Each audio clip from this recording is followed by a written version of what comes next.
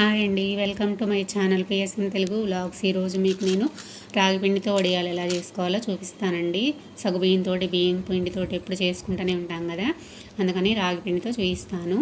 నేను కేజీ రాగులు తీసుకున్నానండి. రాగులు తీసుకొని అందులోకి సగ్గుబియ్యం 1/2 కేజీ కలుపుకున్నాను. నేనంటే ఇంట్లో జావ చేసుకోవడానికి అట్లా వేయించుకుంటాను. ఎప్పుడు మీరు కూడా అట్లా వేయించుకొని జావ చేసుకోండి, చాలా బాగుంటుంది. చూసారు కదా, సగ్గుబియ్యం కలిపి వాటిల్లో పిండి పట్టించుకొని తీసుకొని వచ్చాను.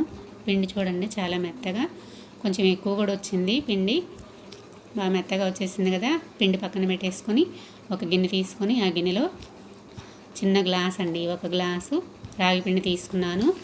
రాగి పిండి 1 గ్లాసు, వరిపిండి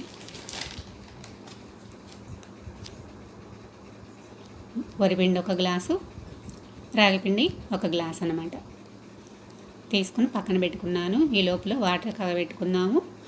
నేను పిండి ఈ గ్లాస్తో తీసుకున్నాను కదండి, అదే గ్లాస్తో 9 గ్లాసులు కొలత పోసుకున్నాను అనమాట. మీరు పెద్ద గ్లాస్ అయితే అదే గ్లాస్ తోటి పోసుకోవచ్చు. నేను 9 గ్లాసులు తీసుకున్నానండి.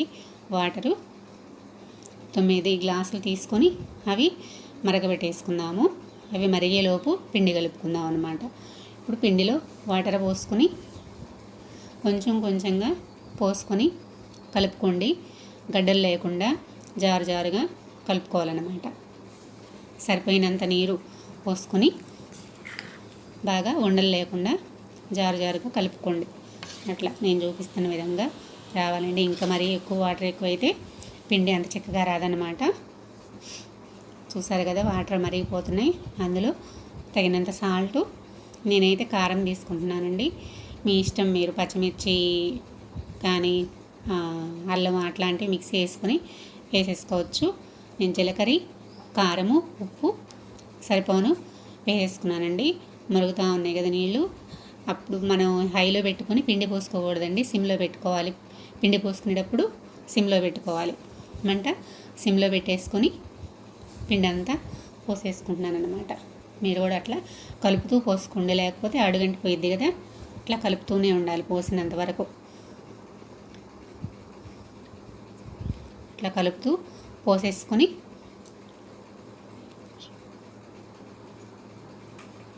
పిండి చిక్కబడేంత వరకు ఉడికించుకోవాలండి. పైన మనకి కొంచెం చిన్న చిన్న బుడకలు వస్తాయి కదా ఉడికినాక, అది చూసారా, అట్లాంటి బుడకలు వచ్చేంత వరకు తిప్పుకుంటూ ఉడికించుకోవాలన్నమాట. చూసారు కదా, ఇప్పుడు ఇంకాస్త చిక్కబడిపోయిందనమాట పిండి.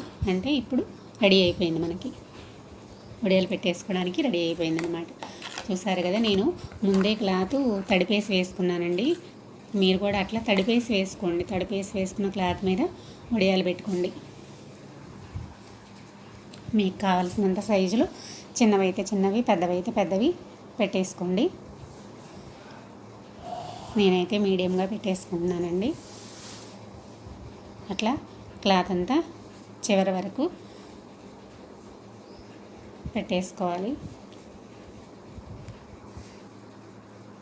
కొంచెం పలచగా అయితే మరి తీసుకునేటప్పుడు కొంచెం కష్టం అవుతాయండి, అందుకని కొంచెం మందంగానే పెట్టేసుకోండి. చూసారు కదా, చివరికి వచ్చేసరికి కొంచెం పిండి కూడా చిక్కబడిపోయిందనమాట. నాకు ఆ చిన్న గ్లాస్తో పెట్టేసుకుంటే ఈ క్లాత్ వరకు వచ్చేసినాయండి. అవి నేను కొంచెం సేపు ఫ్యాన్ కింద ఆరనిచ్చేసి తర్వాత ఎండలో పెట్టేసుకుంటానన్నమాట. ఇట్లా బాగా ఎండనిచ్చిన తర్వాత దాని మీద మంచినీళ్ళు వాటర్ చల్లేసేసి 2 నిమిషాలు నాననివ్వండి.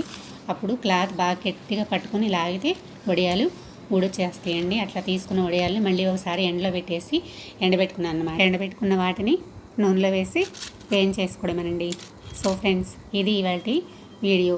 నా వీడియో కనుక మీకు నచ్చినట్లయితే లైక్ చేయండి, సబ్స్క్రైబ్ చేయండి, షేర్ చేయండి. Thanks for watching.